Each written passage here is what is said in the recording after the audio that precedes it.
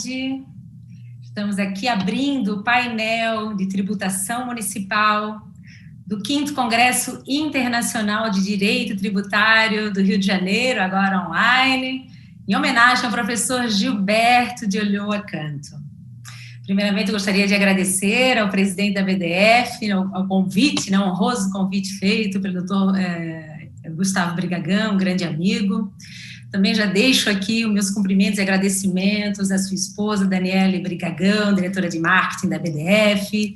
A Yandara, não poderia também deixar de cumprimentá-la, por toda a gentileza e atenção que teve conosco. Aos diretores da BDF, Roberto, grande amigo, Roberto Duque Estrada, José Helder da Mata, que eu tenho a honra aqui também de estar dividindo esse painel, também diretor, além de diretor da Bradt, diretor também da BDF. E, inclusive, coordenador, junto com o Gustavo Brigagão, no livro que está sendo aí, circulado aí do próprio Congresso, onde tem quase 200 autores, quase 2.000 páginas, um grande livro aí de temas de direito tributário, em homenagem ao professor Gilberto de Ulloa Canto. Gostaria aqui, além de cumprimentar toda a plateia, vamos dizer assim, virtual, um grande prazer de estar aqui. O nosso seleto painel, com os colegas aí, amigos, Alberto Macedo, professor doutor Alberto Macedo, doutor Ricardo Almeida, doutor Daniel Dix e doutor José Helder da Mata. Todos eles falarão aí sobre tributação municipal, sem mais delongas, porque temos um tempo muito curto, e vamos começar, então, com o professor doutor Alberto, que vai ter uma grande, excelente apresentação aí, Promete, vamos lá. Bom, obrigado, Marta, uma honra estar aqui, obrigado, boa tarde a todos e a todos. Eu, primeiramente, agradecer ao meu amigo Gustavo Brigagão, presidente da BDF, o convite de participar desse fenomenal Congresso Internacional de Direito Tributário e cumprimentar meus amigos aqui da mesa, Marco Neves, Daniel Dix, José Helder da Mata e Ricardo Almeida. Uma honra estar com vocês aqui dividindo essa mesa. Bom, sem mais delongas, eu vou passar aqui a compartilhar uma apresentação sobre o tema que me foi conferido. Eu imagino que já consigam ver aí, correto? Conflito de competência entre municípios ante o conceito de estabelecimento prestador. Bom, a gente, quando fala disso, é importante a gente, no texto constitucional, relembrar que o artigo 156, inciso 3 da Constituição, ele não traz só uma única possibilidade de critério espacial do ISS. O artigo 563, ele encerra diversas possibilidades.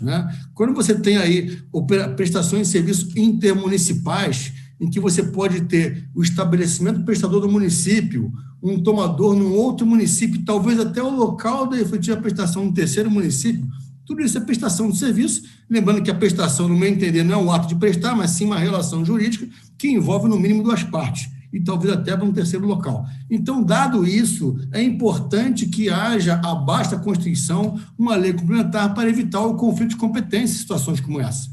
O artigo 146 é o fundamento constitucional para isso. Então, quando olhamos critério espacial do ISS, não podemos olhar só o artigo 156 da Constituição. Temos que olhar, particularmente, o artigo 146, que confere à lei complementar o papel de prevenir conflito de competência em matéria tributária.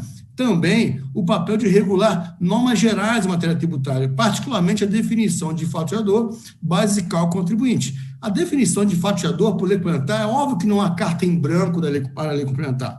Já há uma definição genérica, vamos dizer assim, do faturador dos impostos previstos na Constituição, nos artigos 153, 155 e 156. Agora, a função da lei complementar é muito relevante em definir faturador no tocante a prevenir conflito de competência em matéria tributária.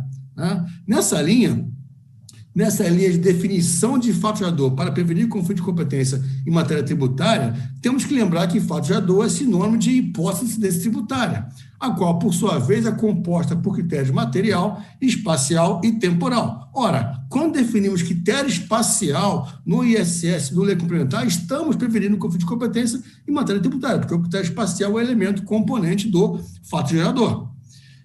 Ora, então, o critério espacial nada mais é que onde se considera ocorrido o fato tributável, no caso do ISS, elemento esse eleito por lei complementar. Não necessariamente se confunde com o local da efetiva prestação de serviço. Só vai se confundir quando o critério espacial escolhido pela própria lei complementar for o local da efetiva prestação, por exemplo, na construção civil.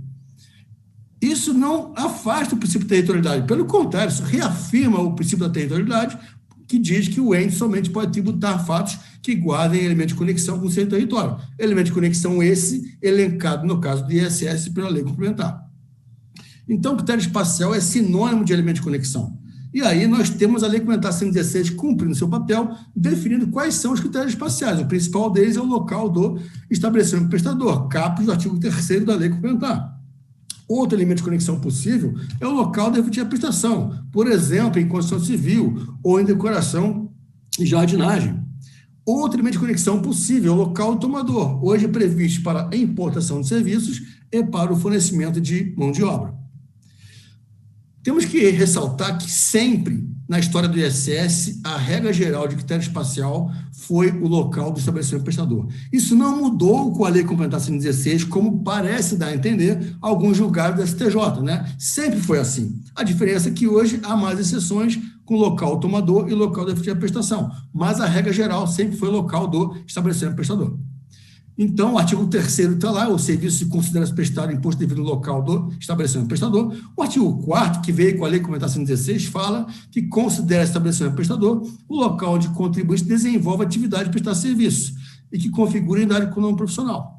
A redação daquela parte inicial parece desdizer a redação do artigo 3º, mas temos que interpretar isso de forma sistemática, inclusive com o artigo 1142 do Código Civil, que traz a definição do conceito de estabelecimento, que é todo complexo bem organizado para o exercício da empresa. Então, nessa linha, nós temos o estabelecimento prestador como sinônimo de unidade econômica profissional, que, por sua vez, é sinônimo de complexo de bens organizado para o exercício da atividade da empresa. E aí entramos no julgado Potenza Leasing. Esse julgado do ISS Leasing, depois que o STF decidiu que incide ISS sobre leasing financeiro, a pergunta seguinte é: onde é devido o ISS? O leasing, muitas vezes acontece, a empresa aqui de leasing está no município, e você tem lá em feirão de automóvel Brasil afora, de fim de semana, às vezes, em que você tem lá um quiosque da empresa de leasing para oferecer a atividade de leasing para as pessoas que querem adquirir automóvel e não têm condições de comprar à vista o automóvel. E aí, a decisão Potenza Leasing deixa claro que é uma decisão, um recurso repetitivo.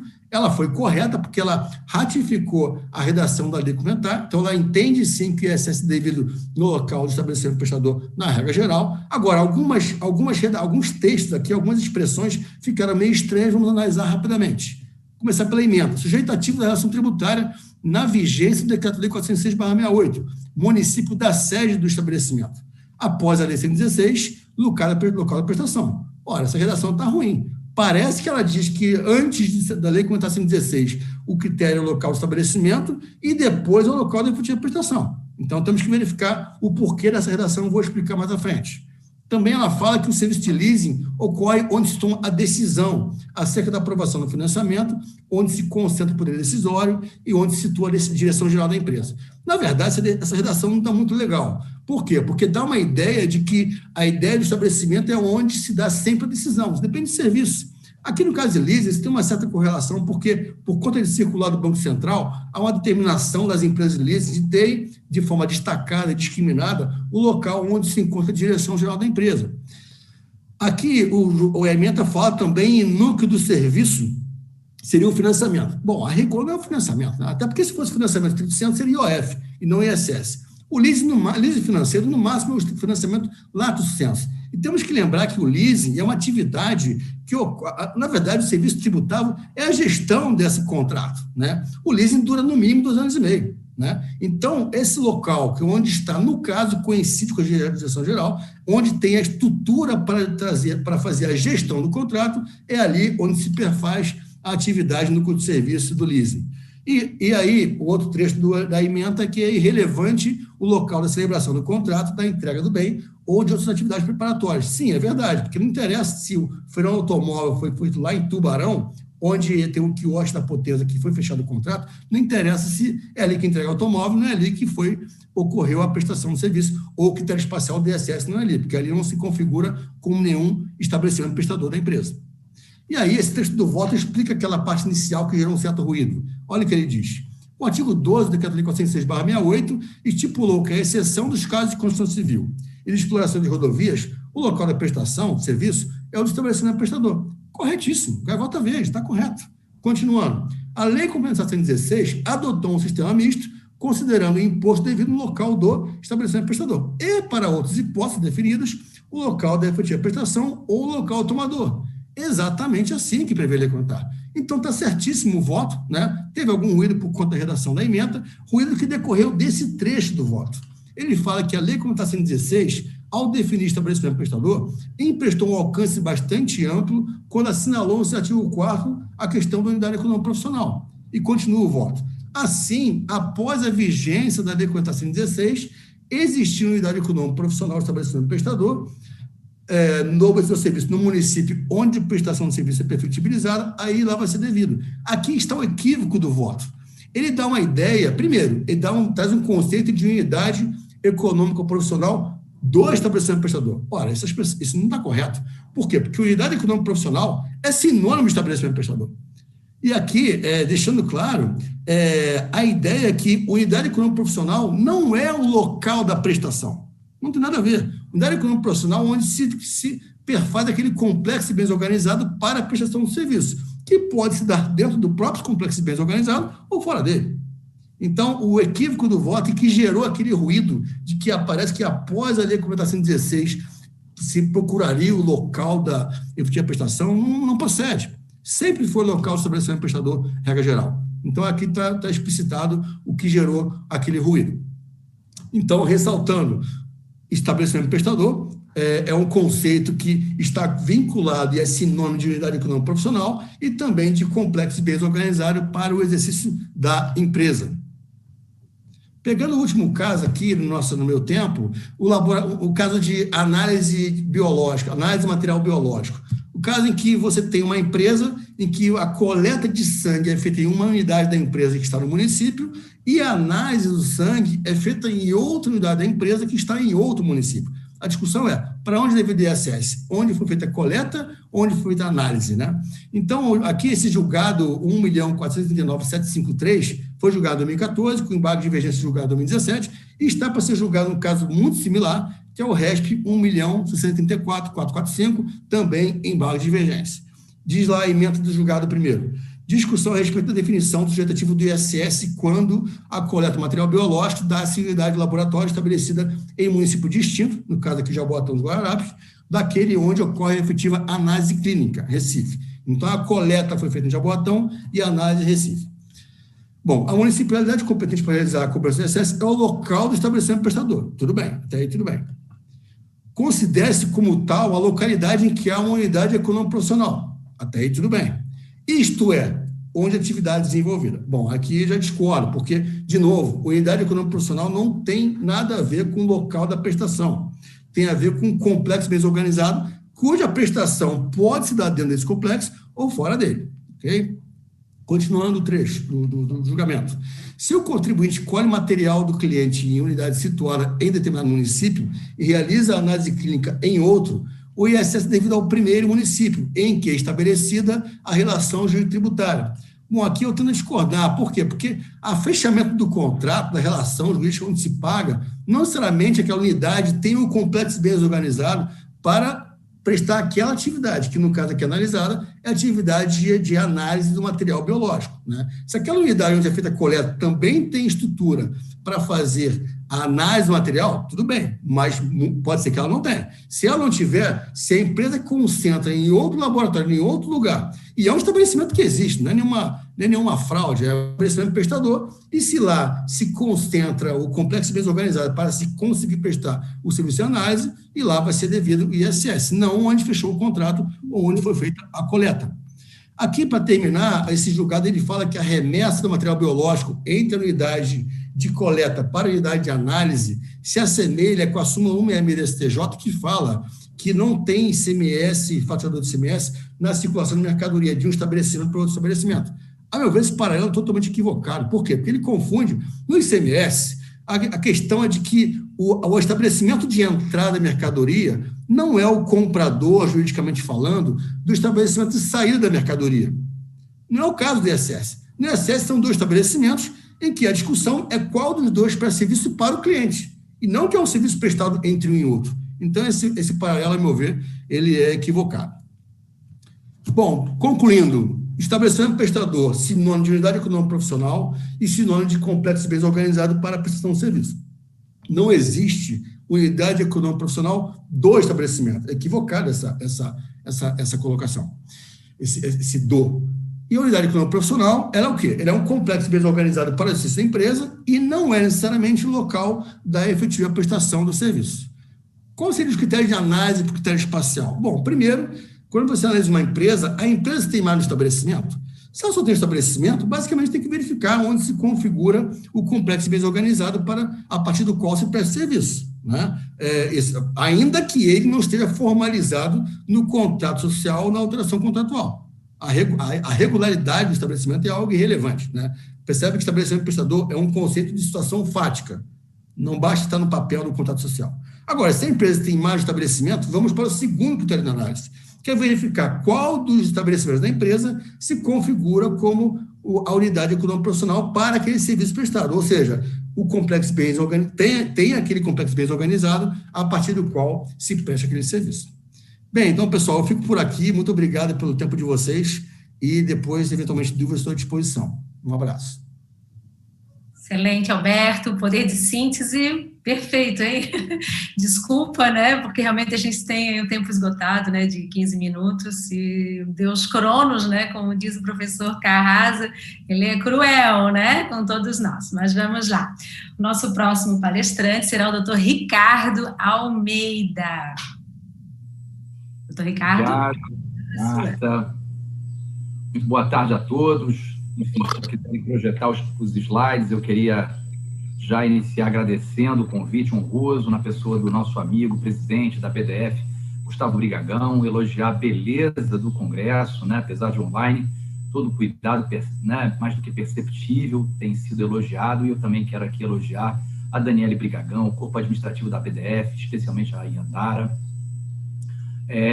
Quero também, enfim, saudar a nossa chair, a Marta, né, muito obrigado, Marta Neves. Quero até deixar de usar os pronomes de tratamento aqui para quebrar um pouquinho a frieza, a dureza aqui do nosso meio online, né? Cumprimentar o Alberto Macedo, companheiro de Abraste, de muitas discussões, o Daniel Dix também, já tivemos, né, grandes oportunidades aí e gostaria muito de ouvi-lo hoje também, vamos poder ouvi-lo sobre tema difícil e também fazer aqui uma homenagem ao José Helder da Mata, não só por estar compartilhando esse painel, mas pelo monumental trabalho junto com o Gustavo Brigagão de coordenação dessa obra em homenagem meritória a Gilberto Júlio Acanto, lançado na quarta-feira passada, né, uma obra realmente um monumento em homenagem. Bom, vou logo ao meu tempo e ao meu tema, que é muito curto, a gente tem que correr para tentar passar para todos o que se espera, né? E o tema que me coube é a inclusão de valores que não representem receitas para o prestador. O tema e o título da minha apresentação não foram por mim escolhidos, mas eu tenho que confessar que me trouxeram enorme satisfação, né? O tema é um tema que transpassa fronteiras da economia e do direito, bastante atualidade, há vários julgados recentes, né, do Supremo Tribunal Federal, dos tribunais superiores sobre a matéria, que eu quero trazer ao final para os senhores de maneira muito sintética, mas para não deixar de exemplificar. Mas eu tenho que confessar que o que me agradou mesmo não foi exatamente isso, é porque o tema, da maneira como proposto, ele encerra um ato falho que revela aí o que está no subconsciente de boa parcela da doutrina tributária brasileira, né? E os senhores sabem que o ato falho não é uma fraqueza, o ato falho é uma franqueza do subconsciente que consegue aparecer nesses lapsos do cotidiano. Os meus colegas de painel, e certamente as senhoras e senhores sabem, que o Freud, depois de lançar o seu famoso Interpretação dos Sonhos, trouxe em 1901, um ano depois, a lume, o livro A Psicopatologia do Cotidiano. E nesse livro ele traz, então, não só uma análise da natureza do ato falho, mas a defesa da sua importância. E eu já adianto para os senhores aqui o que eu acho que é o ato falho. É exatamente a ideia, essa ideia subjacente, subliminar, subconsciente, de querer aparentar, de querer assemelhar a tributação sobre o consumo aos impostos sobre a renda. E começam, né, nesse ato falho, a primeiro, fazer uma análise e uma definição de conteúdos da tricotomia, dessa classificação tricotômica de impostos pessoais sobre a renda, reais e consumo, dizendo, em primeiro lugar, que apenas os impostos sobre a renda são capazes de aferir efetivamente a capacidade contributiva. Para os impostos reais, os impostos sobre propriedade e sobre consumo, restaria uma análise objetiva de um indicador não confiável da capacidade contributiva. Por isso, eles não poderiam ser progressivos. Por isso, a seletividade só estaria no campo da extrafiscalidade, né?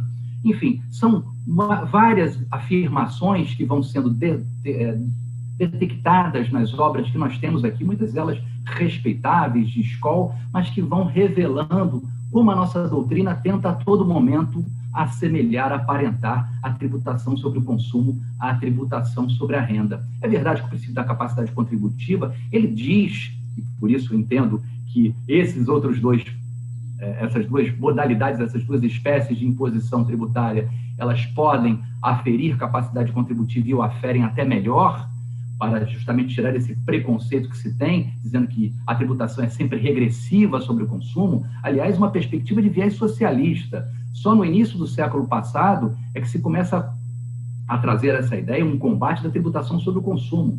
Mas é preciso dizer que a tributação sobre o consumo foi ela que não só financiou a estrutura do Estado moderno, mas ela foi o verdadeiro salto, né, que permitiu a universalização tributária. Ela é que trouxe a tributação dos consumos especiais, né, como, por exemplo, do tabaco, do vinho, do açúcar, do café, até das perucas, né? Tem aqueles exemplos exóticos, mas a incidência sobre esses consumos especiais é que finalmente rompeu, conseguiu-se, logicamente, também pelo fato da tributação indireta ela ser mais aceitável, menos perceptível, né? Ela conseguiu universalizar e forjar essa figura do contribuinte cidadão, rompendo com aquelas imunidades, com aquelas diferenças estamentais. Então, a tributação sobre o consumo, ela tem a sua validade, ela tem a sua capacidade de aferir a capacidade econômica muito melhor, né, na sua ontologia do que a própria tributação sobre a renda. Nós temos, então, vários, né, exemplos nesse sentido e, afinal, né, quem tributa, quem pode comprar bens luxuosos, bens supérfluos, é porque tem dinheiro de sobra. Então, é um indicador muito melhor, se for respeitada essa perspectiva, da fiscalidade da tributação sobre o consumo. Isso era discutido hoje um pouco no painel sobre reforma tributária, de maneira um tanto quanto marginal, mas importante, né, de que a tributação sobre o consumo, se fosse tão boa a tributação sobre a renda, ela sofre limitações temporais, limitações também legislativas. Por exemplo, no Brasil, os bancos não pagariam tão pouco o imposto de renda, né? Ela realmente teria essa virtude. E é importante, então, nós superarmos essa perspectiva e firmarmos essa diferenciação entre imposto sobre renda, eu peço para passar o próximo slide, renda auferida ou percebida, renda consumida e renda imobilizada, para afirmar que a base de cálculo, o signo presuntivo de riqueza tipológico, categórico por excelência da renda consumida é o preço do serviço.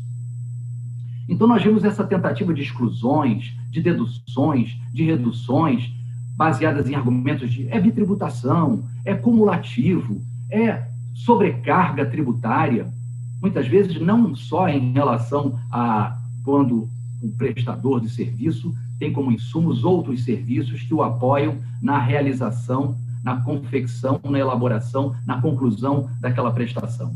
Então, nós temos aí isso também, por exemplo, não só nas frases dos liberais do século XIX, como do Adolphe Thiers, que foi presidente da França, né, que combateu com muita ênfase lá a Comuna de Paris, mas ele dizia que cada um pague conforme os frutos da civilização que consome.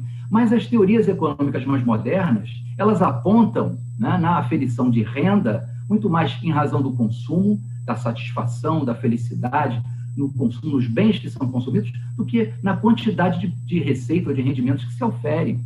Então, é importante deixar isso claro, que esse ato falho acaba contaminando toda a nossa doutrina do direito tributário e, no caso da prestação de serviços, do imposto sobre serviços, tem ainda uma derivante, uma derivada, que é a tentativa de reduzir, na definição que a Constituição traz para a matriz de incidência tributária de serviços de qualquer natureza, de uma incidência sobre obrigação de fazer, ou nas definições de parcela da doutrina, de um fazer humano, de uma conduta humana, né, destinada a terceira e onerosa. Ora, o que então é o signo presuntivo dessa atividade segundo essa parcela da doutrina?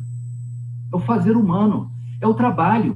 E isso é um erro básico, porque se esse é o núcleo material da hipótese de incidência, a sua contraparte, o outro lado da moeda, a base de cálculo, o signo presuntivo de riqueza é a renda do trabalho. Ora, mas a renda do trabalho é submetida à tributação da renda. É o imposto sobre a renda e não o imposto sobre o consumo.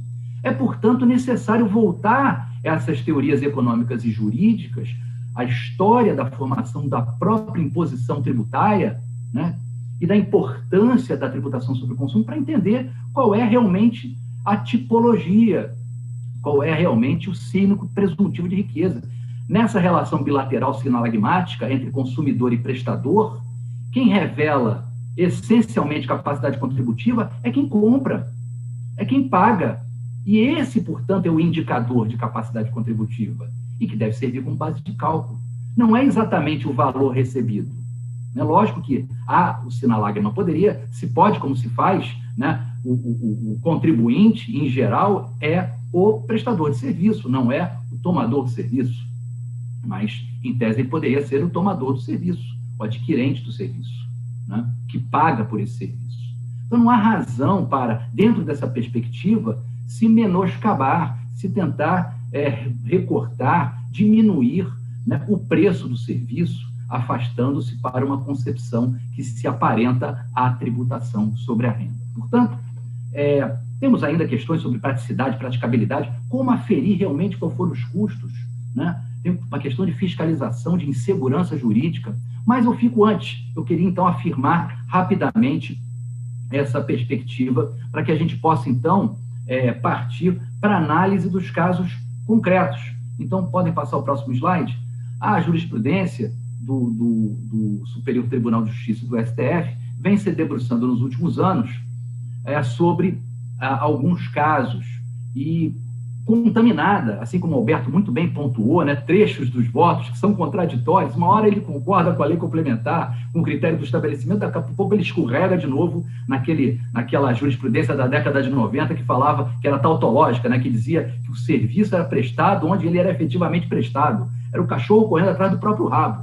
Que eu tentava interpretar dizendo o seguinte: era onde era entregue. Bom, é isso que você quer? Destino, é critério de destino. Seja claro, né, para infirmar a norma da lei complementar e dizer implicitamente que ela era inconstitucional. A verdade era a forma como era o STJ interpretava. Isso também acontece aqui, quando a gente analisa, né, base de cálculo, né, e vem com essa ideia de valores que não representem receita. Mas eu não estou tributando receita, eu não estou tributando renda. Vejam como é bacana esse ato falho, né? Como ele é revelador de tudo isso que está na nossa doutrina, né? Contaminando a compreensão, mas que em boa hora os tribunais, eu acredito, né, temos feito esse esforço, né, também doutrinário, publicando alguns artigos, de afastar essas concepções que violam, né, a própria história, né, que confrontam com a própria história da tributação, com a melhor teoria tributária e econômica, que informa essa tricotomia de impostos sobre renda, que não só eles são pessoais, né, e os demais, como o imposto sobre consumo, e aqui falamos do imposto brasileiro sobre consumo. Então, nós temos 3 minutos faltantes para contar um pouquinho. Então, o primeiro caso que o STJ decidiu sobre esse assunto, excluindo, né, e aí eu vou ler rapidamente aqui esse primeiro caso, que depois serviu de fundamento para outros, né, foi a distribuição de filmes cinematográficos nesse RESP, que é o Leading Case 196187. Então, o que disse o STJ? A empresa distribuidora de filmes cinematográficos e videotapes atua como intermediadora entre os produtores e exibidores, daí que a base de cálculo deve ser o montante de sua respectiva comissão, remuneração esta oferida sobre a diferença entre o valor cobrado do exibidor e o que é entregue ao dono da película. E a pergunta que se faz aqui, a mesma que se vai fazer nos outros casos, é se realmente isso é preço do serviço ou não. Então, temos, por exemplo, o caso de locação de mão de obra que foi simulado pelo STJ, que faz essa distinção. Aquilo em que há realmente apenas o agenciamento e o empregado, né, aquela mão de obra que fica a cargo da empresa, ela é remunerada diretamente pela empresa, ou o sistema jurídico estabelece essa relação direta, isso não é preço de serviço, só então corretamente incide sobre comissão, sobre taxa de administração. O mesmo se dá em relação aos planos de saúde. Ao meu ver, é um equívoco, né? O usuário do plano de saúde, o associado, aquele que está vinculado à cooperativa, etc., ele paga o valor para ter à disposição serviços de saúde, ou ser indenizado pelos serviços de saúde, seja no seguro-saúde, seja no plano de saúde. E o curioso é que a formação da jurisprudência do STJ, nesse caso, ela vinha inicialmente discutindo o ato cooperado, ela começa com as cooperativas. E, de repente, nos embargos de declaração, nesse RESP 227 e 293, ele fala assim, olha, vamos dar efeitos modificativos, efeitos infringentes aos embargos, para dizer que também não incide sobre os custos do plano de saúde, do pagamento de laboratórios, de médicos, etc. e tal, que nada tinha a ver com o ato cooperado. Enfim, bom, não dá para falar muito sobre isso, mas só para os senhores ficarem atentos como a gente tem um regime de precedentes confiável. Então, vamos à frente. E que merece, ao meu ver, discussão. Por fim, a questão das sociedades profissionais, extremamente polêmica, acho que o caso continua aberto. O fundamento que o STF acolheu até hoje foi apenas em relação a não ser uma isenção heterônoma, revogação tácita ou expressa pela Lei 116, Lei Complementação, ainda não foi, enfim, enfrentado, tem uma série de outras questões, mas eu quero me concentrar no caso mais recente, que foi emblemático, né? Finalmente, o STF não só afirmou que a competência para interpretar a lei complementar é do STJ, como também, na ratio decidente do acordo do RE, com repercussão geral 603-497, já sob a relatoria da ministra Rosa Weber, afirmou que os materiais que estão fora da incidência não compõem, portanto, o preço do serviço, né? Não compõem a base de cálculo do ISSQN, são aqueles que são produzidos pelo prestador fora do local da obra, porque a própria lei complementar, nessa harmonia, nessa prevenção de conflitos de competência, os submete à incidência do ICMS. E nesse voto, então, da ministra Weber, da Rosa Weber, muito bem desenvolvido, ela afirma que não só a competência do STJ, como a interpretação que ela considera restritiva, né, nessa perspectiva mais ampla, ela é constitucional. Portanto, o STF finalmente firmou esse entendimento que vai ao encontro da perspectiva de que preço do serviço não comporta deduções quando esse é o valor pago. Essa é a remuneração que inclui os custos, né? Nós podemos aqui falar do problema da base de cálculo do PIS/COFINS, né? Que depois que resolveram criminalizar a conduta de quem não recolhe, muita gente falou, nunca critiquei, nunca disse que não integrava. Muita gente mudou de opinião, ou pelo menos revelou uma opinião contrária ao que a maioria da doutrina tinha, defendendo a exclusão lá da base das receitas. Mas, enfim, esse é um tema que foge um pouco aqui do nosso ISSQN. Eu sei que o nosso tempo já está esgotado. Eu quero, então, mais uma vez agradecer a todos que nos assistem, né? Uma audiência que eu tenho certeza aí, pelo número de inscritos, é recorde, e ficar à disposição aí, se tivermos tempo para um eventual comentário. Muito obrigado. Perfeito, parabéns, doutor Ricardo, muito boa explanação. Sim, nós temos 3.000 inscritos no Congresso, é um recorde isso para o Brasil, né? Uma grande vitória aí para a BDF, parabéns. Agora, sem mais delongas, doutor Daniel Dix, a palavra é toda sua, 15 minutos. Obrigado, Marta. Inicialmente, estão todos me escutando bem? Inicialmente, eu gostaria de agradecer aí o convite do presidente da BDF, Gustavo Brigagão, parabenizá-lo pelo evento. É um desafio enorme promover um evento desse numa época complicada, conturbada e integralmente online, e tem sido um sucesso, né? Quero me dirigir também aos painelistas, à mesa, né? A Marta, um prazer ter você presidindo nossos trabalhos, Alberto, Ricardo e Joselder. Já tivemos oportunidades de fazer outros painéis juntos, de forma que eu me sinto bastante à vontade. Não vou falar que eu me sinto em casa, porque eu estou em casa, né? Mas eu estou muito à vontade de discutir aí com vocês. Ricardo sempre polêmico, né? E se houver a oportunidade, ao final do painel, da gente discutir alguns temas relacionados ao artigo 166 vinculado à decisão ainda não, mas aos debates que estão tendo no Supremo relacionado ao licenciamento de software, considerando aí uma manifestação sua no Jota, e a Marta assim permitir, seria ótimo. Mas, entrando propriamente no meu tema, que é a repetição do indébito do ISS, o artigo 166 do CTN, e a posição dos tribunais superiores acerca da repercussão tributária, eu tenho que começar a minha fala falando brevemente acerca da dicotomia doutrinária sobre o que é uma tributação direta e uma tributação indireta. O que é um tributo direto? É aquele que é arcado diretamente pelo sujeito passivo. Ele assume o ônus, recolhe, tranquilo. O tributo indireto é aquele que possibilita o fenômeno denominado pela doutrina como da repercussão tributária, ou seja, o sujeito passivo tem a possibilidade de transferir o ônus do encargo tributário a um terceiro vinculado ao fato gerador, que no caso específico do ISS é basicamente o tomador do serviço. Todo qualquer tributo, e no caso em específico o ISS, ele é, de acordo com as circunstâncias, pode ser considerado indireto? Não necessariamente, né? Porque eu posso ter, no caso das unidades, das sociedades uniprofissionais, em que eu tenha o recolhimento em bases fixas, né? Em que o prestador de serviço, no caso os profissionais liberais, tributam em bases fixas e assumem um ônus. Ou, no caso da importação de serviço, também eu posso ter a assunção total do ônus por aquela pessoa que está importando o serviço. E aí eu não vou entrar no mérito se o importador é responsável, contribuinte, não é esse o caso.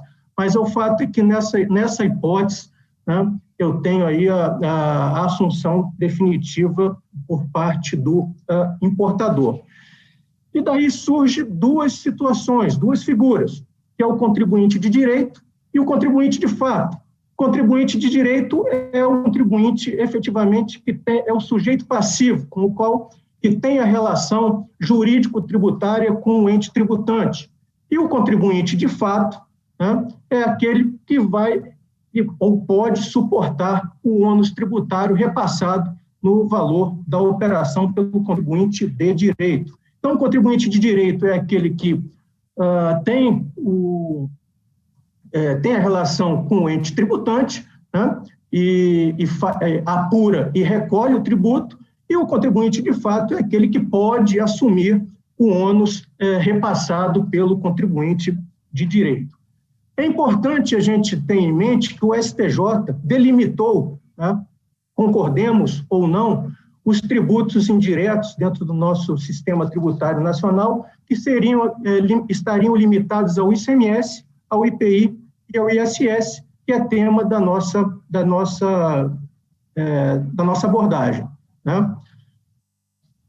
Bom, considerando isso, a gente tem que voltar um pouco no tempo, né, e analisar a evolução da jurisprudência do STF, dizendo o seguinte: lá, antigamente, o STF, partindo da premissa de que os tributos podem ser subdivididos em diretos e indiretos, editou uma súmula, a súmula de número 71, né, que tinha uma orientação ortodoxa acerca da repetição de indébito dos tributos indiretos.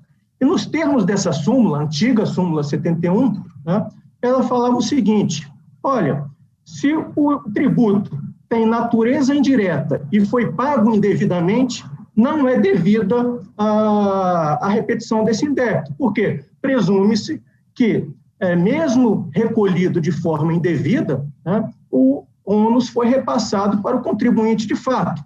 Era uma posição ortodoxa, quase que uma presunção absoluta, né, ou seja, verificada a natureza indireta do tributo, não cabe a sua repetição do indébito. Essa posição e essa súmula, a súmula 71, ela foi objeto de críticas da doutrina e de membros do próprio STF. E aí eu destaco a Liomar Baleiro, né, que foi um grande crítico dessa súmula, né, e é interessante, quando ele critica veementemente essa súmula nos autos dos embargos no RE 4764, e ele pega uma figura de linguagem perfeita, que eu utilizo isso nas minhas salas de aula. Ele fala o seguinte: olha, a gente não pode partir da premissa de que o tributo adquirido tem uma repercussão para dizer se cabe ou não repetição, né? A gente tem que verificar se, diante das circunstâncias fáticas, o tributo, né, e o seu valor foi efetivamente transferido, o ônus foi transferido ao contribuinte de fato. Porque se não foi, né, haveria sim a possibilidade de repercutir.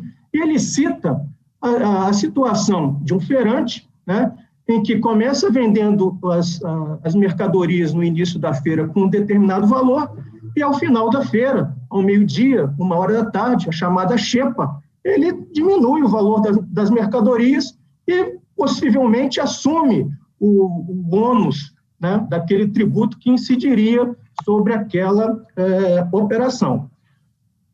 Faz um paralelo com a minha banca da feira. Eu trabalho com consultoria há muito tempo, já tem 20 anos, né, e trabalho com meios de faturamento.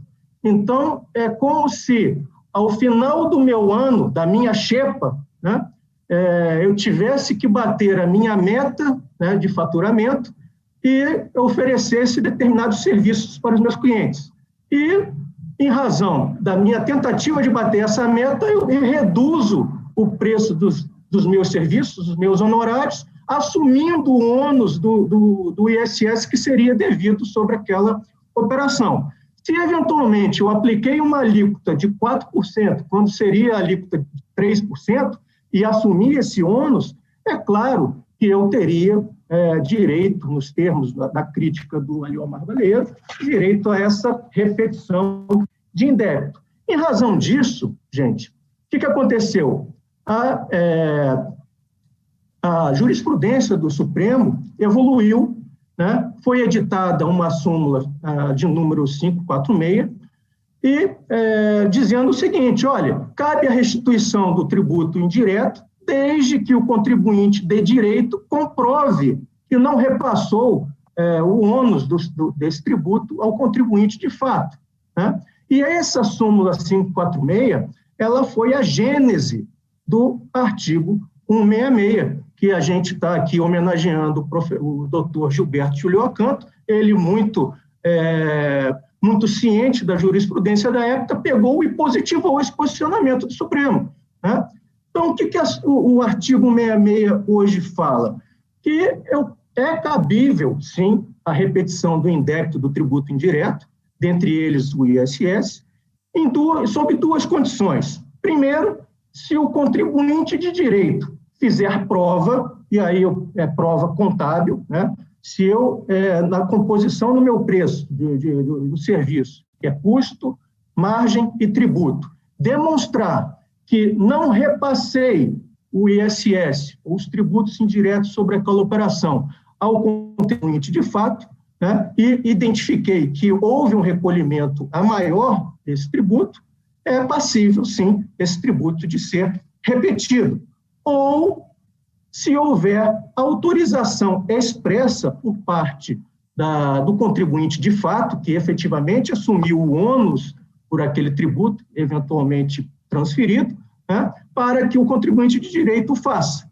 Então, é muito comum, e aí fazendo um paralelo com o ICMS, né, que quando haja um destaque a maior do ICMS, né, e o contribuinte de direito identifica esse erro, né, as legislações estaduais solicitem ou prevejam que, para que haja o estorno desse indébito, né, na escrita fiscal, que o adquirente da mercadoria ele faça uma declaração de que não se apropriou daquele tributo, então, ou da parcela que foi destacada maior, que viabilizaria, aí sim, o estorno desse valor na sua escrita fiscal.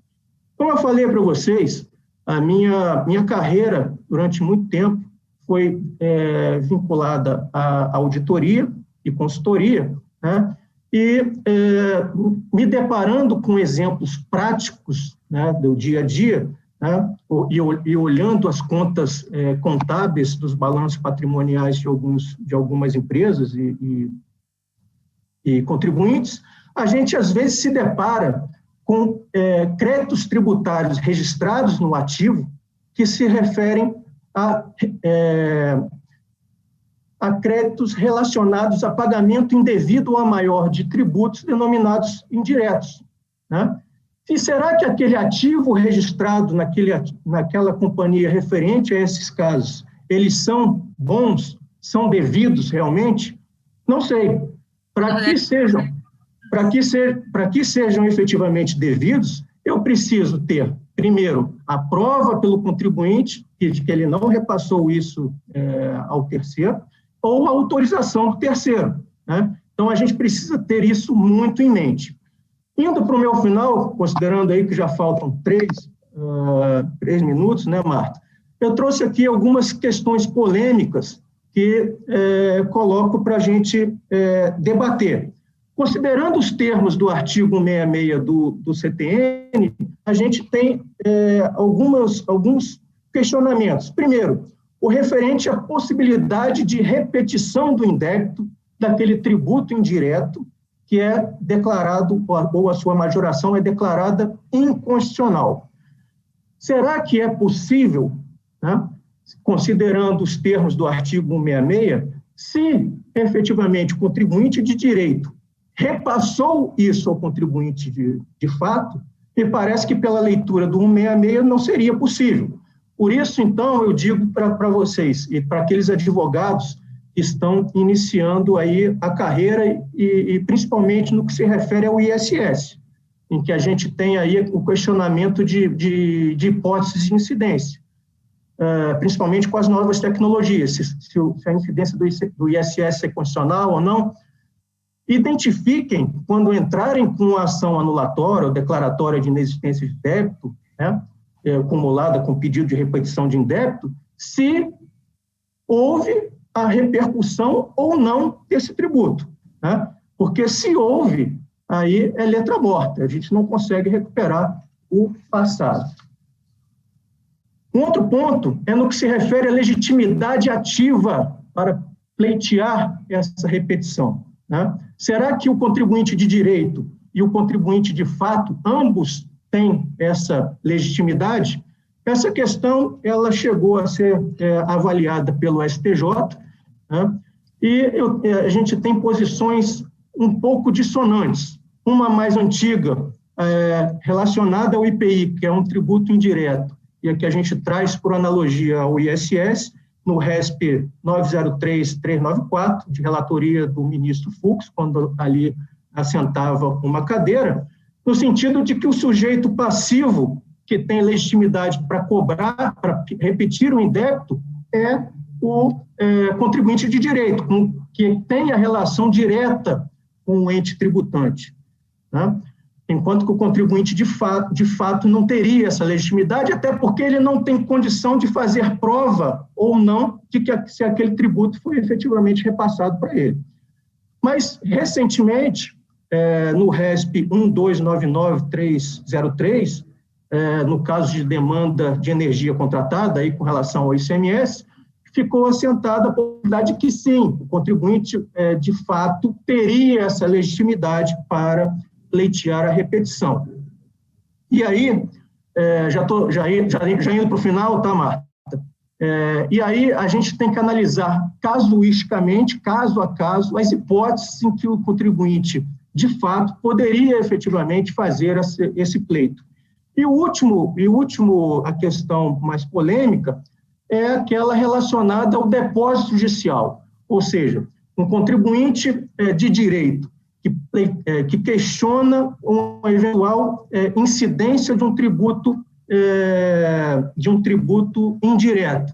E se vale do depósito judicial para surtir os efeitos da mora, né, Ao final, se aquele tributo indireto, digamos que seja o ISS, ele tem ganho de causa, pelo fato dele ter repassado isso e transferido isso ao contribuinte de fato, será que ele poderia levantar o depósito ou não teria essa legitimidade? Né? Esse caso ele foi emblemático, ele chegou a ser discutido no STJ, também vinculado ao ICMS, no bojo do RESP 1377781, e inicialmente não foi deferido o levantamento do depósito, porque os ministros acataram os argumentos da Fazenda, no caso era Minas Gerais.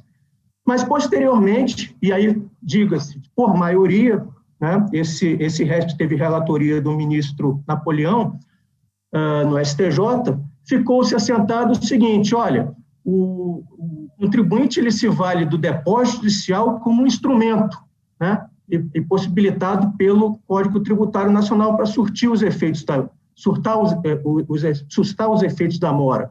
E pode sim levantar esse depósito judicial, e se for o caso, posteriormente, se o contribuinte de fato se ver prejudicado, ele pode manejar a demanda contra o contribuinte de direito que se valeu daquele recurso em seu caixa.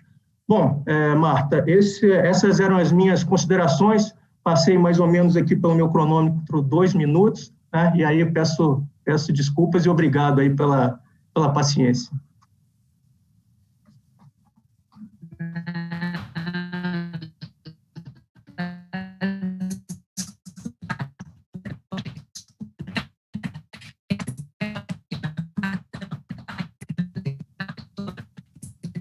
Está falhando um pouco, assim. Marta, está falhando um pouquinho.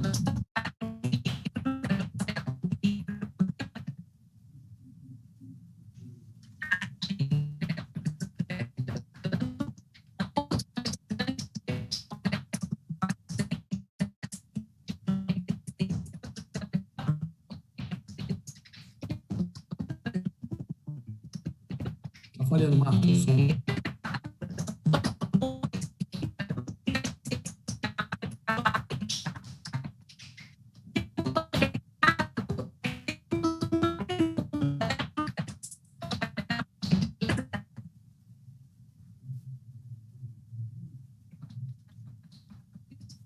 Boa tarde, senhoras e senhores congressistas. Começo por saudar a todos e todas que nos prestigiam nesse belíssimo Congresso Internacional de Direito Tributário do Rio de Janeiro, na sua 5ª edição, realizado com maestria e de forma impecável pela nossa querida ABDF.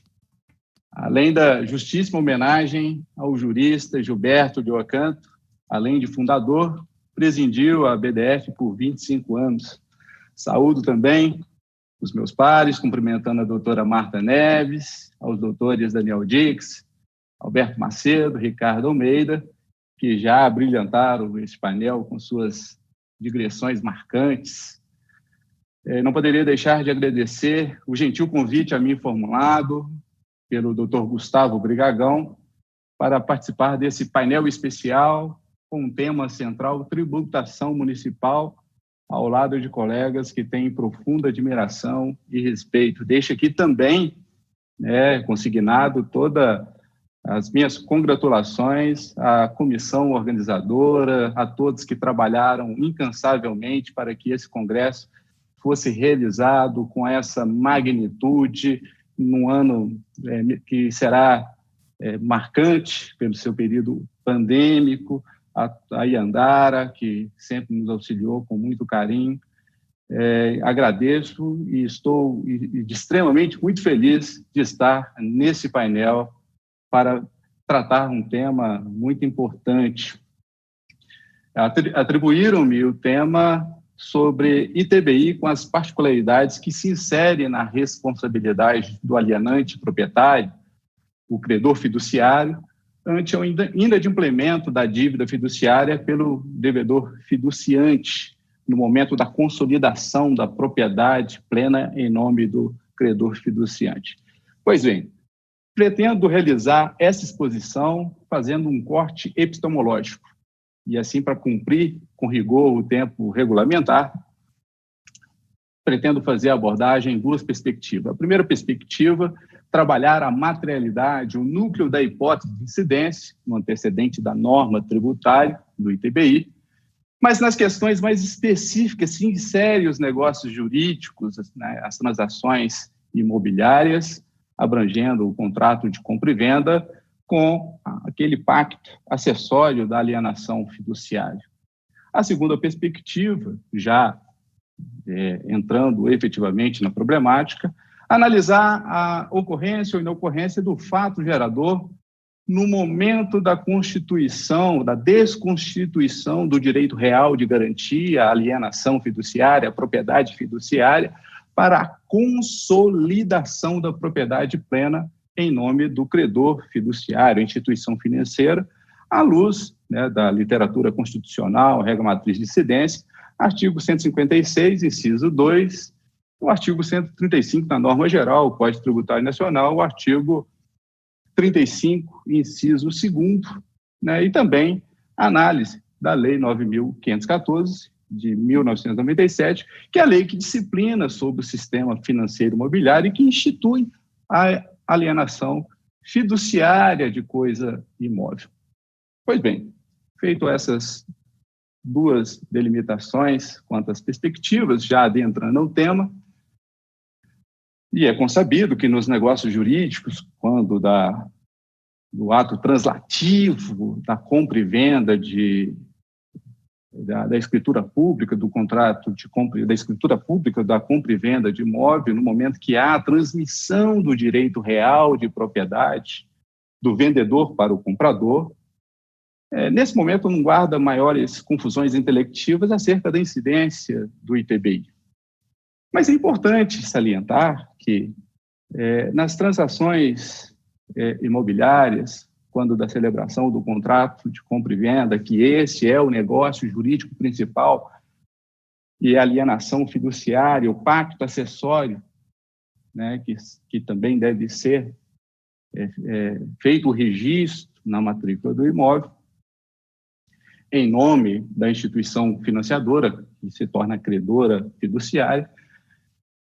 Nessa hipótese, né, resta claro que estamos diante de uma regra de exceção em cotejo com a regra de imunidade prevista no nosso diploma constitucional, artigo 156, que dispõe que o fato gerador do ITBI, a transmissão inter vivos, por ato oneroso, a qualquer título, dos direitos reais sobre imóvel, exceto o direito real sobre garantia. Então, com relação a esse ponto, não temos divergências no tocante à não incidência tributária do ITBI diante da regra de imunidade. É consabido que a propriedade fiduciária, caracterizada como um direito real de garantia, em que o devedor, né, fiduciante, aquele que comprou o imóvel e busca recursos financeiros diante de uma instituição financeira, utilizando o imóvel em garantia, ele transfere a propriedade fiduciária, a propriedade resolúvel, temporária, fazendo menção ao professor Alberto, que no seu livro cita propriedade limitada e restrita, ele transfere a propriedade fiduciária ao credor fiduciário, conforme dispõe o artigo 23 da lei que disciplina o sistema de financiamento imobiliário.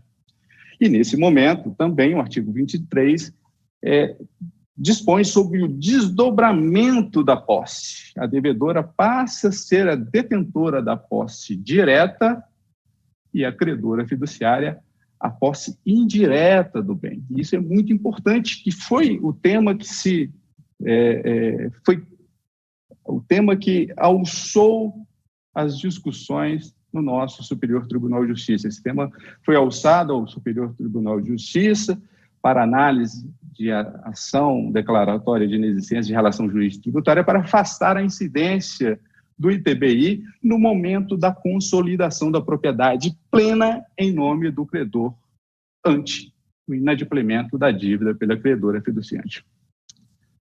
Senhoras e senhores, É importante deixar, senhoras e senhores, é importante deixar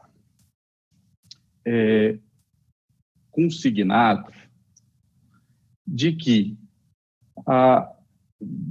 dois recursos especiais alçados ao Superior Tribunal de Justiça, cunhado de número 1837704, Distrito Federal, de relatoria do ministro Herman Benjamin, julgado em dezembro de 2019, mas publicado agora em...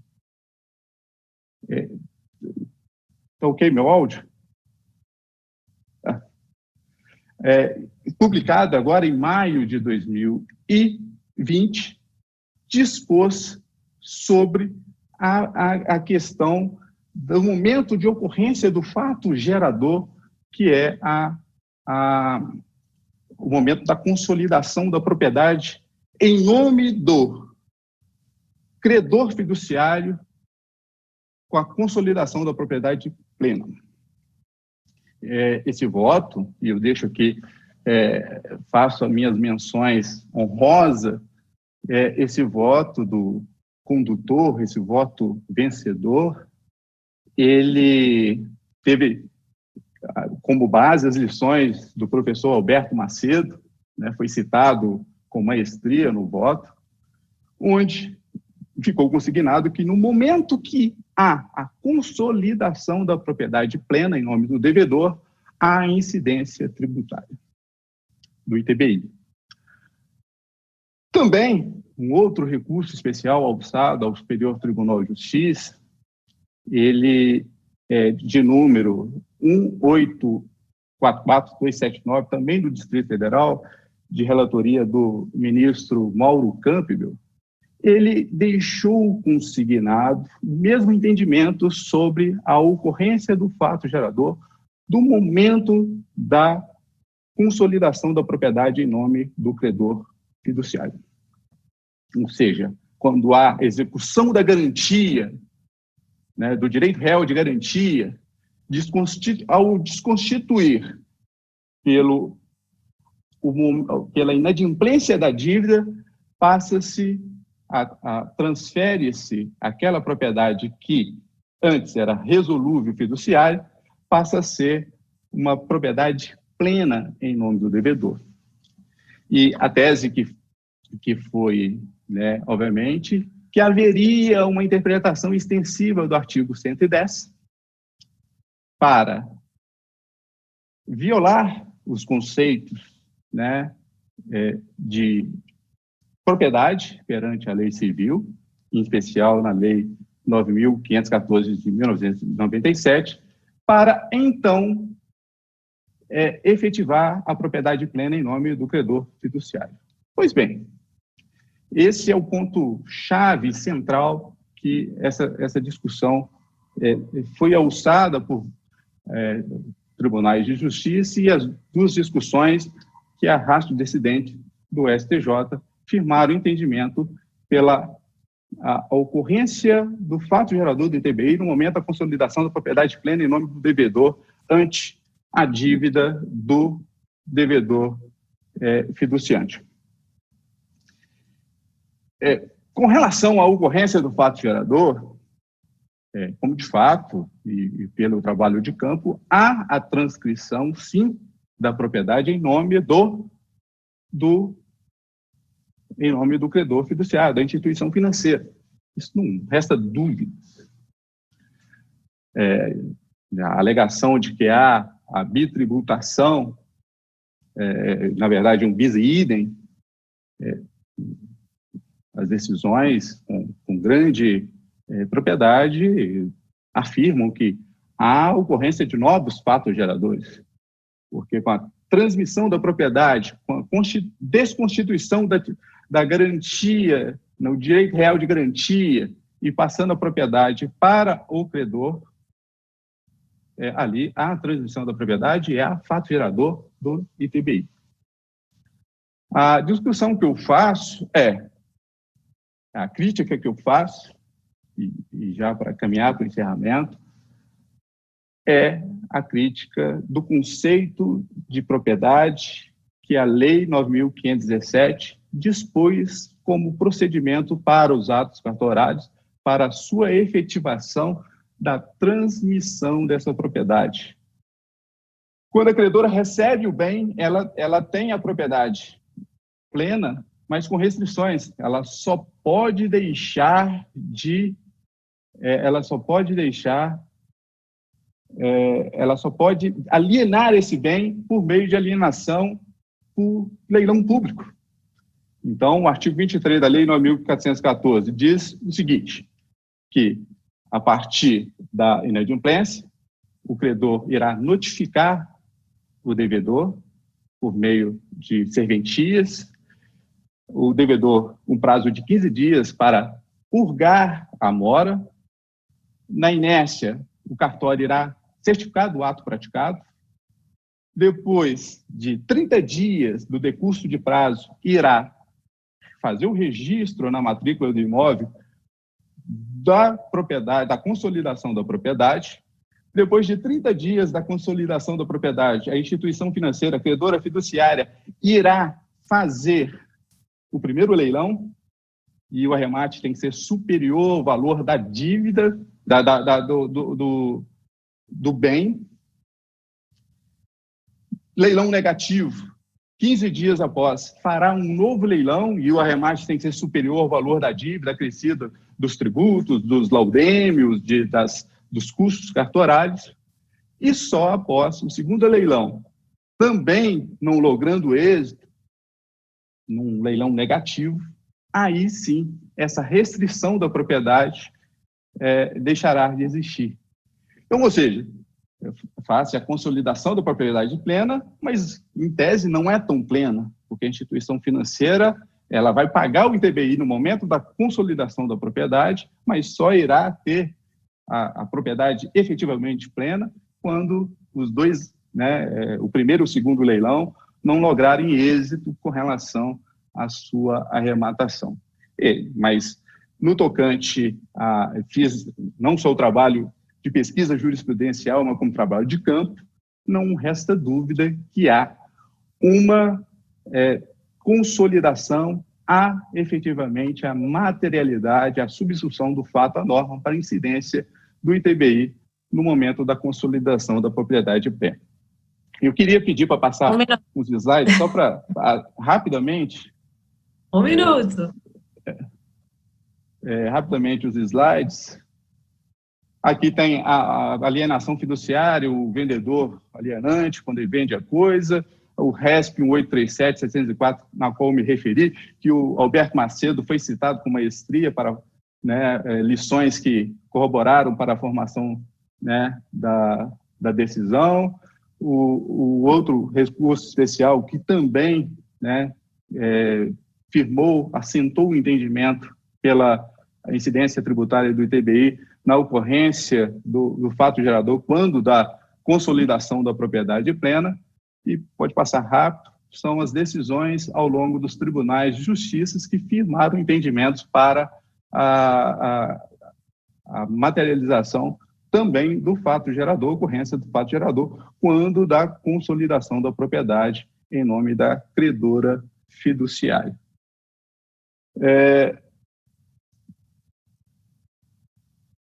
Feitas essas apresentações, quem quiser depois ter acesso a esse acervo jurisprudencial vai ficar disposto.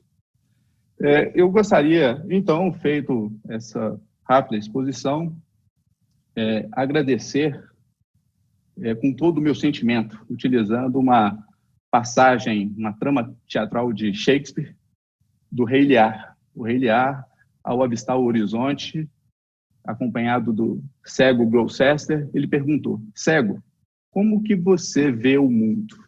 E o cego Gloucester respondeu: eu vejo com todo o meu sentimento. E com todo esse sentimento de gratidão, de honraria de estar aqui ao lado de amigos, pessoas que eu tanto admiro, e de ter participado desse congresso e discorrer sobre um tema tão importante. Muito obrigado a todos. Eu que agradeço, José Helder, você é sempre brilhante, realmente é uma honra aí, né, a gente está com grandes amigos nesse congresso maravilhoso. Desculpa aí a falha técnica que teve, eu passei do computador, agora estou aqui no celular, qualquer coisa, eu já estava com o iPad aqui na mão também, para que nada dê errado, né. Mas eu estava falando, era sobre a pergunta, né, que nós tínhamos aí do nosso painel, e eu havia solicitado para que o Lucas, né, passasse. Por favor.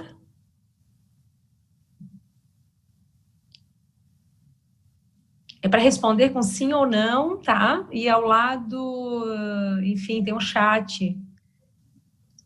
Que a pergunta seria, né, se você acredita que a gestão municipal é melhor do que as da União e dos estados? E aí, sim ou não. E a outra questão, outro recado seria sobre o livro, né? Esse livro maravilhoso que foi feito aí do Congresso, em homenagem ao professor Gilberto Ulloa Canto, em que todos os painelistas, todos os palestrantes e chair, enfim, todo mundo, né, com muito carinho fez um artigo. São 196, se eu não me engano, né? Não, a resposta já veio imediata. Oh, caramba! A internet é muito bom por isso, né? A rapidez já veio de imediato. E foi um livro feito com muito carinho, né? Pelo Dr. Brigagão, pelo Dr. José Helder. Eu gostaria até que o José Helder falasse um pouquinho. E vamos fazer aí... Opa, já tem um sorteado. Péricles, eu não consigo ver o nome todo aqui. Consegue ver aí, José Helder, por gentileza? Péricles Vitor de Carvalho Mateia. Obrigado, Alberto. Você realmente estava vendo duas Martas, era por isso, viu? Obrigado. Quem viu duas Martas não é porque bebeu, não, é porque realmente, né? Essa Marta, né, vale por duas às vezes. Se viram nos 30, vai para lá e para cá, mas vamos lá. Né, foi um grande prazer aí do painel. A gente tem ainda mais alguns minutos, porque 15 minutos, na verdade, nós temos aí de finalização do painel. Acho que todo mundo poderia fazer um talk aí, né? Entre vocês, faz uma linha cruzada aí, fiquem bem à vontade. Eu fico só aqui no como espectadora. Vai lá, Alberto, conversa. Primeiro, acho que a mesa ela é muito interessante, a questão de tributos municipais, porque quando você fala de... Aqui os temas abordados foram ISS e TBI, brilhantemente por meus colegas, né, meus amigos, e realmente você tem muitas questões. O que me parece é que a jurisprudência, ela, às vezes, ela é meio vacilante, particularmente em relação ao tributo municipal, né? Não que não seja nos outros, mas você vê realmente em relação aos municípios tendo que se desdobrar. Aliás, eu registro aqui o meu amigo Ricardo Almeida, que é um grande defensor aí das causas municipalistas nos tribunais superiores, faz um grande trabalho representando a Abrasf e também em vários outros municípios. Então, registro meu parabéns ao Ricardo, que faz um trabalho fenomenal, né? Porque às vezes os municípios são subrepresentados, né? Às vezes o município não tem aquela capacidade, aquele corpo técnico. Então, é importante que haja uma certa até união, né, num bom sentido, de buscar nos tribunais esse trabalho de um embate no bom sentido, né, de igual para igual, né? Então, acho que é importante registrar isso aí. Em relação à jurisprudência, então, tem essas vacilações e a gente está sempre atento, como estudioso, como jurista, buscar o melhor entendimento, né? E, às vezes, até no livro que eu tive a honra de participar, o Dr. José aqui coordenando com o Dr. Gustavo Brigagão, eu escrevi um artigo lá sobre IPTU e TBI, né? Então, é importante registrar aqueles pontos que da jurisprudência que pese até estejam, até certa medida, pacificados, verificar a consonância com um bom direito, né? Então, acho que os municípios têm um trabalho grande aí nos tribunais superiores. Passa a palavra, Marta. Obrigado. José Helder, rebatendo? Ou Ricardo? Eu acho que o Daniel tinha uma pergunta, ele queria tratar talvez de algum tema aqui polêmico. Verdade, desculpa, Daniel. Eu ia te pedir, Daniel, só para você precisar melhor aqui, para a gente eventualmente falar sobre ele, tem a ver com software, né? Eu ouvi ao longo aí hoje do dia muita gente criticando o Supremo Tribunal Federal sobre a decisão do software, né? E eu até cheguei a comentar no painel anterior que é outro problema da nossa doutrina, né? A nossa doutrina defende a legalidade estrita até o tipo fechado, mas quando tem uma lei complementar, que, como eu falei, com redundância, com 3 normas delegando para a lei complementar essa função de arbitrar essa zona cinzenta entre os impostos sobre consumo e dar segurança jurídica, vem esse conceitualismo brasileira de que quem diz é a doutrina, né? Diante, inclusive, de uma expressão que não tem paralelo com a doutrina, com o direito civil, com o direito romano, como eu ouvi dizer hoje, né? Tem que se buscar no direito romano a solução, né? Isso até o ministro Peluso fez uma brincadeira quando decidiu sobre o LIS. A gente tem que ficar consultando as institutas romanas para saber, então, o que é obrigação de fazer, né, na perspectiva contemporânea. Você tem uma lei complementar por delegação constitucional. E o Supremo, então, trouxe uma resposta e vem, tem uma licença, não tem uma licença. Incrível como a nossa doutrina tem essa arrogância, a pretensão de ela manietar o próprio conceito constitucional, sem que o conceito constitucional tenha não se compagine com nenhum instituto. Não é nem mercadoria, que dá para argumentar, faturamento, que tem uma tradição constitucional, serviço de qualquer natureza nunca se compaginou com nada disso. E aí, nesse caso, então, se flexibiliza a legalidade tributária, né? Joga-se no lixo a lei complementar. E o Supremo, finalmente, o Supremo também resiste, né? O Supremo é o intérprete da Constituição, mas o Supremo reconheceu a função do legislador, o espaço de conformação, que nesse caso, eu acho que é muito mais, é o que eu falei para o Chueire, ele está debatendo nos grupos aqui ontem, professor Chueire. Falei, bom, se a gente aceita que fornecimento de alimentação e bebida é mercadoria, né, não é serviço, porque a lei complementar assim definiu, lá a lei complementar do ICMS, a lei complementar 87 de 96, não deveria espantar, né, a todos nós que software, seja ele de prateleira, essas invencionices que hoje não tem nenhum pé na realidade, sejam submetidas ao ISSQN. E ponto. E mais, o setor inteiro, qual é a dúvida hoje? O setor inteiro batalhou, se habilitou com uma miticúria. Várias entidades defendendo o ISS, porque há 20 anos já colhem ISSQN no Brasil inteiro. Então, assim, esses temas, né, me surpreendem. Como é que a nossa doutrina, ela muda, né? Uma hora ela critica a interpretação econômica, ou a consideração econômica do fato gerador. Daqui a pouco ela vem dizendo que a diferença entre industrialização e serviço está no meio da cadeia ou não. Isso é interpretação econômica. Quando o nosso sistema tributário hoje deixa muito claro, IPI é aquilo que você pega a matéria-prima e faz uma coisa nova, transforma a matéria-prima. Isso é a indústria, né? E o ISSQN é quando você aprimora, requalifica. Por isso que o 14.05 da lista fala sobre isso, né? Beneficiamento, galvanoplastia, tingimento, isso é tudo requalificação, recauchutagem, né? Então a gente tem critérios que a lei complementar trouxe e a gente fica inventando conceito constitucional, né? Enfim, só para fazer essa observação aqui, que é um tema pertinente ao nosso painel. Mas eu não sei se já tem... É verdade, você está dentro da segurança jurídica, né? Isso aí a gente não tem, enfim, Olha, para os fortes, né? Brasil para os fortes mesmo. Mas vamos lá, Dix? Bom, Alberto, é só fazer um comentário antes de... Opa, tem uma pergunta aí. Deu uma travada do Dix, não? Parece que veio uma pergunta aqui para o painel, parabenizando isso. O Dix deu uma travada. Travou. Mas, enfim, veio uma pergunta aqui, parabenizando, né, os palestrantes, e no momento em que o Estado chega ao cidadão por meio da Caixa Econômica Federal via celular, existe mesmo a necessidade de 5.700 municípios no Brasil, com toda a estrutura tributária do Executivo e todos os gastos do Legislativo? Esse eu tenho que dar parabéns, né? Eu defendo a reforma federativa, a gente tem um benchmarking com a África do Sul fundamental, que reduziu em 4 vezes o número de municípios. A gente não precisa realmente ter os nanomunicípios, né? Municípios viciados em repasses, enfim. O Brasil tem 22,4% dos municípios com menos de 5 mil habitantes. 44% dos municípios com menos de 10 mil habitantes. Né? A gente sabe que município, financiamento é uma grande tripé, né? Fundo de participação em municípios, cota parte do ICMS e os impostos municipais, tributos municipais.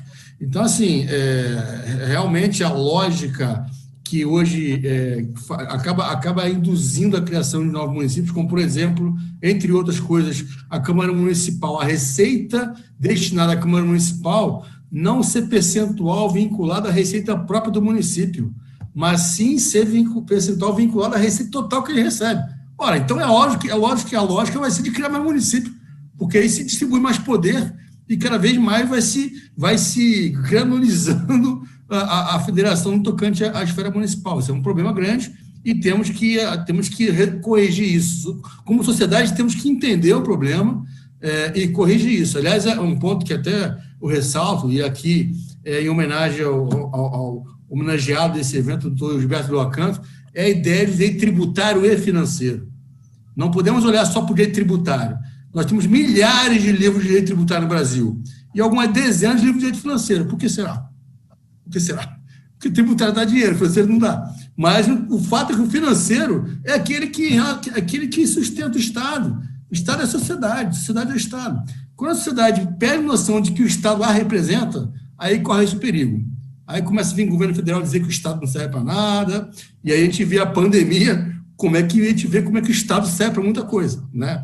E o econômico também, né? Como citou o Ricardo. Acho que também tem que ser levado em consideração também o direito econômico dentro disso, né? De fazer o tripé entre fiscal, econômico e tributário, né? Eu acho que estão bem interligados e não tem como... Não tenha dúvida, Marta, com toda razão, está interligado. Então é importante resgatarmos o direito financeiro, resgatarmos... Na minha época de graduação, eu estudei. Exatamente. Junto com... não tem mais isso na faculdade, não é uma pena. É verdade. Então, o gasto público tem que ser olhado com lupa pela sociedade. A sociedade exige bons serviços públicos, exige aprimoramento do Estado, e não a destruição do Estado, porque, no final das contas, o Estado é que segura as pontas, né? O mercado não entra no risco. Quando o risco explode, o mercado não entra. É simples assim.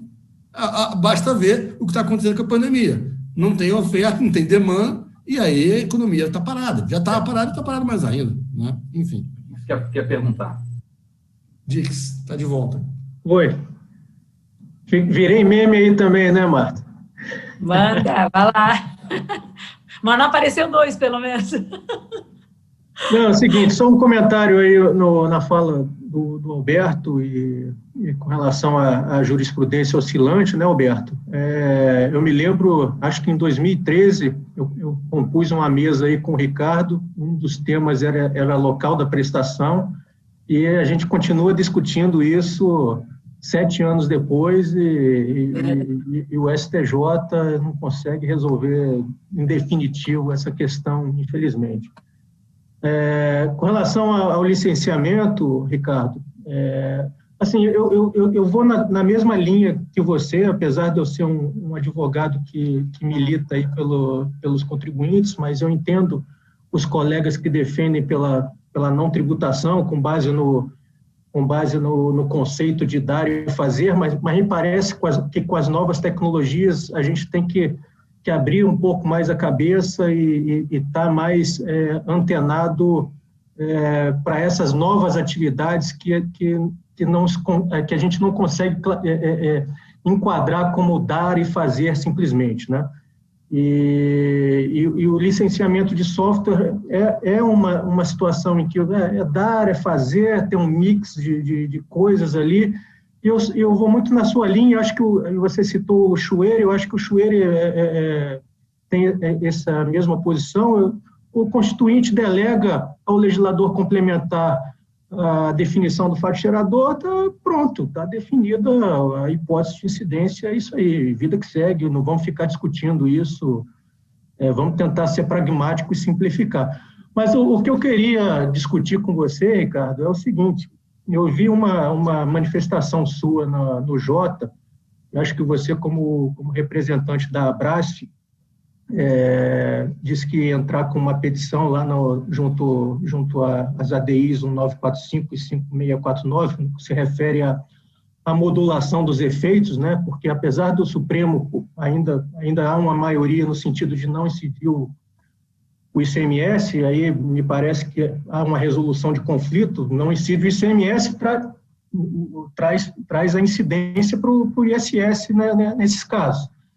E aí estava se discutindo, modula, não modula, houve uma discussão ali no plenário e você tem uma posição de que, não, se modular, os municípios podem também sofrer o seguinte sentido de se pedir a repetição do indébito do ISS. né? E aí, o que eu levanto é que essa discussão, acho que a gente transpassa também a questão do artigo 166, de você comprovar ou não a repercussão do tributo, no caso do ISS ter sido pago. É basicamente essa a minha consideração. Eu vou só pedir um pouquinho, para que acelere um pouquinho, porque nós temos 3 minutos, e aí já considerações finais e despedida, tá? Para sermos pontuais, entregarmos aí a mesa para o encerramento. Deixa o Joselda falar um pouco, a gente falou aberto aqui, né, Joselda? Para você também poder, enfim, acrescentar as suas considerações. E se der tempo ainda, fala alguma coisinha. Eu fiz uma petição, tá lá, quem quiser consultar o site do Supremo, Daniel, desculpa, posso falar depois com você pessoalmente, só não quero suprimir o tempo do Joselda.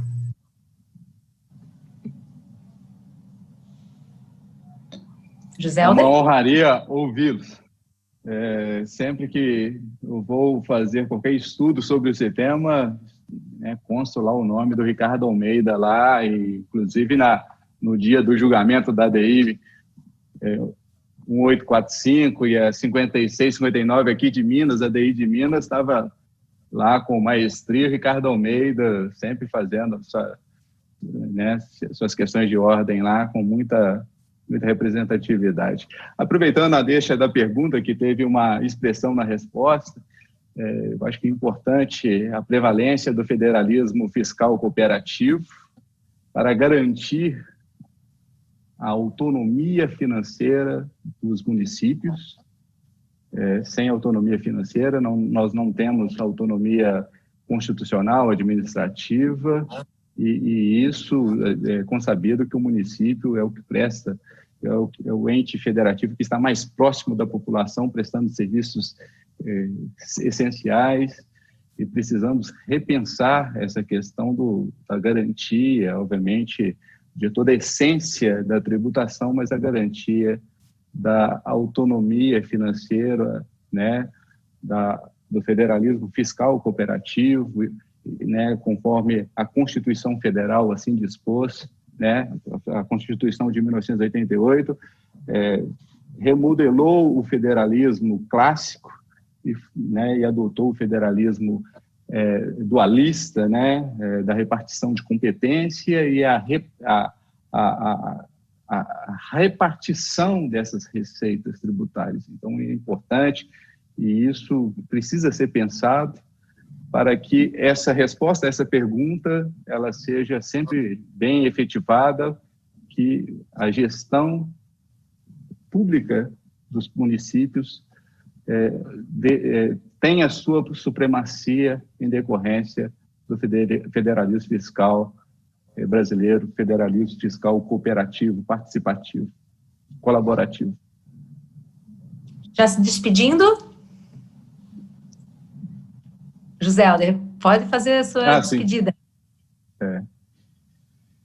Mais uma vez, gostaria de agradecer e externar a minha emoção de estar aqui hoje, em especial nesse painel, como eu disse, com amigos, amigas, pessoas que eu tenho profundo respeito, admiração. Para mim foi um orgulho participar deste painel, nesse congresso maravilhoso, com discussões tão relevantes para o aprimoramento da nossa ciência jurídica tributária. De coração, meu muito obrigado. Recíproco, muito obrigada também. Pois não, Ricardo? Deixa eu aproveitar. Encerrando? Roberto já. José, você sabe que o respeito e a admiração são recíprocos, né? Não só você, mas também o Daniel, o Ricardo, a Marta aqui. Uma honra ter dividido esse painel com vocês. Só para fechar aqui, um jabá meu, que falou em federação e não concentração de poder, registro www.simplificajá.org.br, que é uma verdadeira reforma tributária, e não essa do IBS que está aí, que acaba concentrando poder mais aí nas mãos da União. Então, registro aqui minha felicidade em participar dessa mesa com vocês, pessoas tão competentes, tão amigas. Muito obrigado, foi um prazer. Prazer todo nosso, Alberto. Ricardo? Eu quero, enfim, dizer da minha alegria, né? O Rio de Janeiro hoje está um sol lindo, né? É uma tristeza a gente não estar aqui reunidos, no último painel, mas eu rezo para que no ano que vem, tão logo possível, a gente possa estar juntos. Mas eu tenho certeza que, né, esse calor todo que está aqui fora hoje né, foi um pouco transmitida aqui para o nosso painel, não só para as polêmicas, né? Acho que a gente sempre tem que colocar aqui um croutonzinho na salada para ficar mais crocante e a gente também provocar um pouquinho de reflexão, né, nos nossos painéis, nas nossas discussões, e isso a fazer a gente avançar, né? Tanto na doutrina, na jurisprudência, na legislação. O Brasil precisa avançar, mas concordo aí com o Alberto, né? Acho que não são essas PECs que realmente vão nos avançar. Tanto é porque o pessoal fala, está 30 anos para fazer reforma tributária, bom, já venceu a validade, né? A vigilância sanitária. Então é isso, gente. Um prazer enorme. Obrigada. Marta, como a nossa chair, Alberto, companheiro, né? Daniel, Joselder, grandes amigos, Joselder, né? Um titã, né, nesse trabalho, junto aqui com o Gustavo Brigagão, nessa obra, muito merecido. Acho que a gente está tendo um congresso espetacular. Enfim, parabéns a todos. Muito obrigado. Eu que agradeço. Daniel, desculpa, vai ficar sem a resposta do Ricardo, porque a gente já está avançando 2 minutos. Vamos lá, Daniel. Sua despedida, por favor. Agradeço aí, Marta, a presidência, conduziu os trabalhos de forma brilhante. Joselder, obrigado aí pelo convite, foi uma honra ter contribuído aí com o livro, né? Ricardo, o nosso ringue vai ficar aí para uma outra oportunidade, quando eu estiver aí no Rio, junto com você nesse sol. E Alberto, um prazer, mais uma vez, estar com você, é sempre muito bom ouvi-lo, né? E o Congresso é sempre maravilhoso debater aí ideias, na tentativa de tornar aí o nosso sistema tributário melhor, mais simples e mais justo. É isso. Mais simples é bem difícil, né? Mas a gente tenta, né? Muito obrigada a todos, foi um grande prazer. O Ricardo, ele tem umas ideias aí interessantes para simplificar, cara. Opa, vamos lá. Viu, mas o prazer foi todo meu, tá, de estar com vocês, de rever os grandes amigos também. Esse congresso realmente foi sensacional, extraordinário, impecável. Também gostaria de dar saudações ao Origami, né, a equipe que fez a organização técnica, que está aí por trás aqui do nosso, né, da técnica aqui da internet, foi muito suporte, né, muito bom. Agradecendo novamente ao Gustavo, a Dani, enfim, toda a diretoria da BDF, vocês são sempre impecáveis e muito obrigada mesmo por esse convite. Não só meu, Marta Neves, mas também da minha academia tributária. Também tem que fazer meu jabá, né? Mas eu gostaria, por último mesmo, assim, deixar um registro de um grande tributarista, né, na área internacional que nos deixou esse ano, o Dr. Gerhard Willi Rothmann, cofundador do IBDT, né?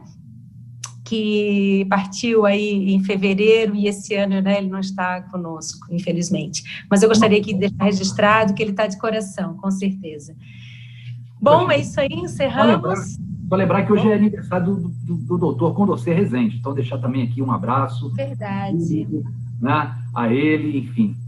Verdade. Desculpe, então, interromper. Não, imagina. Enfim, né, são grandes mestres aí que a gente teve na vida e que não podem jamais ser esquecidos, né? É a nossa linha mestre. Joia, então... O doutor Condorcet esteve na apresentação do livro conosco, nos abrilhantando na nota de apresentação e de homenagem. Verdade. Bom, então assim encerramos o nosso painel e agora vai para o encerramento final, 17h45, daqui a 10 minutos exatos. Avançamos 5 minutos, desculpa aí a BDF, mas por uma justa causa, né? E assim seguimos. Muito obrigada a todos e aqui nos despedimos. Até. Vamos lá, palmas.